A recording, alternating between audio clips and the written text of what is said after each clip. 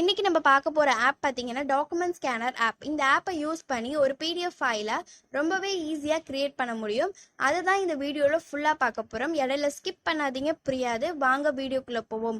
முதல்ல play store open பண்ணிக்கோங்க. அதில் டாக்குமெண்ட் ஸ்கேனர் ஆப் அப்படின்னு சொல்லிட்டு ஓப்பன் பண்ணிக்கோங்க. இதில் நிறைய ஆப்ஸ் நம்மளுக்கு காட்டும். அதை நான் உங்களுக்கு பாக்ஸ் பண்ணி காட்டுறேன். லிங்கோ கீழே டிஸ்கிரிப்ஷனில் கொடுத்துருக்கேன், பாருங்கள். இதை ஓப்பன் பண்ணிக்கோங்க. இதில் இன்ஸ்டால் கேட்கும், இன்ஸ்டால் கொடுத்துருங்க.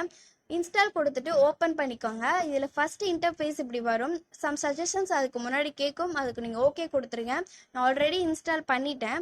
இப்போ பார்த்தீங்கன்னா கீழே கேமரா சிம்பிள் இருக்கும் அண்ட் தென் கேலரி சிம்பிள் இருக்கும். இதில் கேலரி சிம்பிளை கிளிக் பண்ணிக்கோங்க. நம்ம எடுத்து வச்ச ஃபோட்டோஸ், நம்மளோட அசைன்மெண்ட்ஸ்க்கு, ப்ராஜெக்ட்ஸ்க்கு, ஹோம் ஒர்க்ஸ்க்கெலாம் நம்ம எடுத்து வச்சுருப்போம். அது எல்லாத்தையும் லைன் பை லைனாக கிளிக் பண்ணிக்கோங்க. கிளிக் பண்ணிவிட்டு கீழே இருக்க அந்த டிக் சிம்பிள் கொடுத்துருங்க.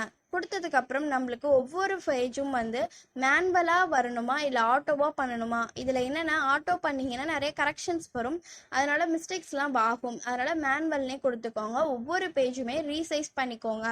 ரீசைஸ் பண்ணுறதுக்கு கீழே ஸ்கொயர் ஷேப்பில் ஒன்று இருக்கும்.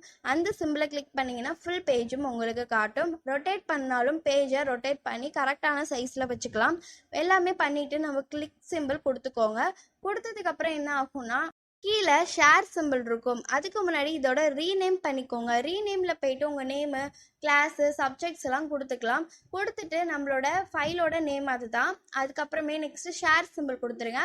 ஷேர் கொடுக்குறப்ப கீழே காட்டும், இந்த ஒரு பேஜை மட்டும் ஷேர் பண்ணணுமா இல்லை எல்லா பேஜுமே ஷேர் பண்ணணுமா, ஒரு பிடிஎஃபா அப்படின்னு கேட்கும். நம்ம என்டையர் டாக்குமெண்ட்டுங்கிறதால செகண்ட் ஆப்ஷனை கிளிக் பண்ணிக்கோங்க. செகண்ட் ஆப்ஷனை கிளிக் பண்ணுறப்ப நம்மளுக்கு ஃபுல் டாக்குமெண்ட்டும் ஒரு தடவை காட்டும். ஓப்பன் பிடிஎஃப் பண்ணி பார்த்துக்கலாம்.